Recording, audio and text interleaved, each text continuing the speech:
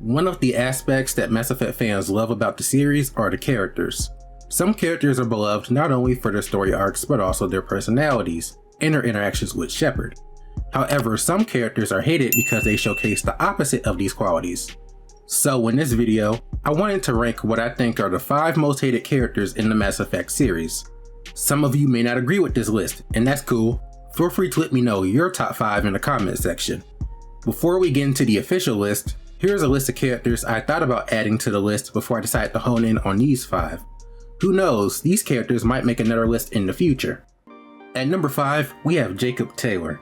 When it comes to Jacob, there are a few reasons why Jacob is hated. One is that as a character, he is considered kind of boring. He acts as your Caden in Mass Effect 2, so that means he's more of a stabilizing element. And then there's his interaction with Thane. He's very standoffish for no real reason. He did say that he is untrusting of Thane because he's an assassin, but the reality is, that's not too out of place considering we have people like a battle-hungry Krogan and an unstable Biotic on our team. But a very unique reason why Jacob is hated is the fact that he's a fuckboy. You see, after you get locked up for destroying that Batarian relay, Jacob meets Dr. Bran Cole. He begins a relationship with her. That means that Jacob cheated on you if you romanced him in Mass Effect 2. I mean, there was no telling when we were getting out of jail, but it's the way he goes about it that did him no favors. Shepard, did you want me to wait forever? What? Like, if you chose the option to smack him later, I can't blame you. But he is still part of the Suicide Crew, he'll always be a bro. But that's the deal with Jacob. Being considered a boring character and a cheater on top of that gets him quite a bit of hate in the community.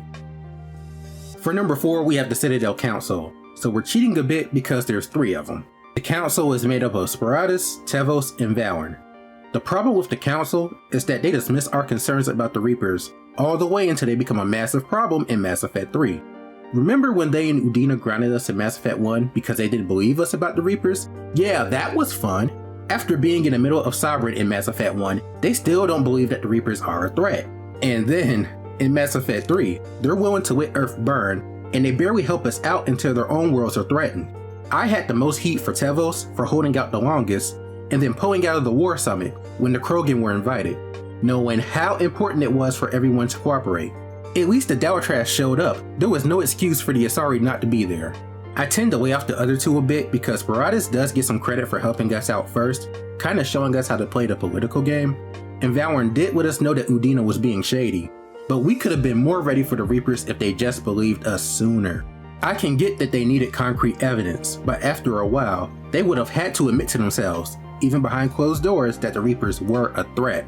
The fact that you can hang up on them in Mass Effect 1 is one of the funniest things in the series. It gives you a way to show your annoyance towards them. So for number 3, we have Donnel Udina. Udina is a complicated character to me. Like the Council, I understand his reasonings most of the time from a real world perspective, but at the same time, this man became a major hindrance to us in Mass Effects 1 and 3, so I have to look at him from the player's point of view. You could tell that this man was power hungry in Mass Effect 1.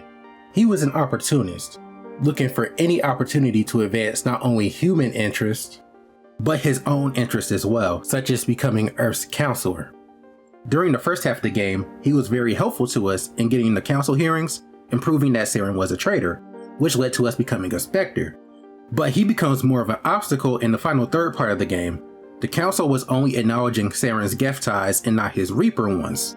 Because we couldn't prove that the Reapers existed with hard evidence, our belief in them came off as far-fetched. Rather than back us up, Udina sold us out and sided with the Council's take on things to further his own ambitions, which would have doomed the galaxy entirely. When Anderson put him to sleep, you could say it was justified because we knew the truth and he was in the way. But then there's Mass Effect 3, where after the Council tells Udina and Shepard that they're fine with watching the Earth burn, he decides to work with Cerberus to try and take over the station. Again, I understand his reasoning. It was a desperate time, and I'm sure he didn't know that they were indoctrinated, but his actions almost gave the station to the Reapers. It would have been game over right there. And this is why he's higher than the Council. His power-hungry tendencies, the fact that his actions got in the way of our own work, he almost doomed us all twice, and the fact that he's kind of an asshole, he comes in at number 3 on this list. For number 2, we have Maya Brooks, Captain Channing, Hope William, Raza, or whatever her name is. but we know her as Maya Brooks, so that's what we're gonna call her. We are introduced to Brooks during the Citadel DLC. She rushes over to meet Shepard and Joker at the sushi place, and she lets the two know that someone is trying to hack Shepard's personal accounts and records. At first, it seems like she's on your side. She helps us escape Cat 6. She helps us during a casino mission to locate Elijah Khan. She helps Edie with decrypting data. She's there at the archives helping us fight Cat 6 and locating clone Shepard. But it's at the archives where we learned that she was plotting our downfall the entire time. She's been working with the clones since the beginning. What they've been after is Shepard's Spectre code. We were never supposed to escape the sushi place. And ever since then, Brooks has been trying to tie up loose ends and wait for the perfect opportunity to take us out. And if it weren't for Glyph, we would have been done. Brooks presented herself as a smart yet spazzy analyst, but that gets replaced by a smart yet calculating, manipulative agent. She's a more amoral version of Miranda, fitting that she worked for Cerberus and all that, and this is why she's on this list.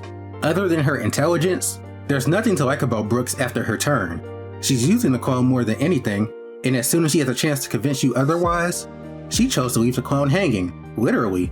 Then she starts to use a more mocking version of her analyst persona when she's tied up, and Shepard is just over it. Like, hun, don't you realize your situation? It's either jail or 6 feet under for you. You've been trying to kill us, and steal our ship on top of that? Oh, you crazy. This line from Shepard is telling. Who knows? Maybe we'll have more someday. No, we won't. Because you're gonna stay in your cell and do your time.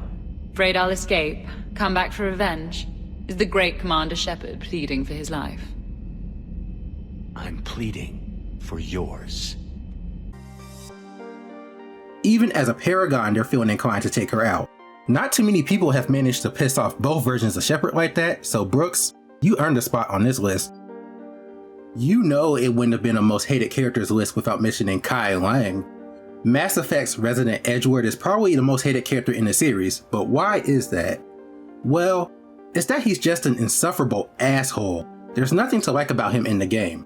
The other characters on this list at least have something redeemable about them at a certain point, but with Leng, there is none of that. Every scene he's in makes you want to end him. He basically killed our homie or lover Thane if you wanted that Drell lovin'. He got Thane, but he never seemed all that powerful, and even Thane said something around this. There was the plot armor he had on Thessia. The way he won that fight never sat right, and the fact that he trolls you after the fact, which I was more shocked than anything, like how dare you, you bitch ass Power Ranger, you know you messed up, right? But I'll admit, this did make killing him later more satisfying. Overall, something feels kinda missing from him in the game. I've heard that his character is better in the books. Maybe if he had gotten more screen time, he would have been considered a better character, but at the same time, Kai Leng, as he is in the game, gets the job done. He's meant to be hated, and we do hate you, Kai Leng, we really do. But that's it for this video, guys. I wanted to thank you for watching. What is your list of the most hated characters in Mass Effect? Let me know in the comments. Feel free to leave a like, comment, and subscribe, and I'll see you all in the next one. We're going to be looking at the most loved Mass Effect characters next. Peace. DJ Sonic 3.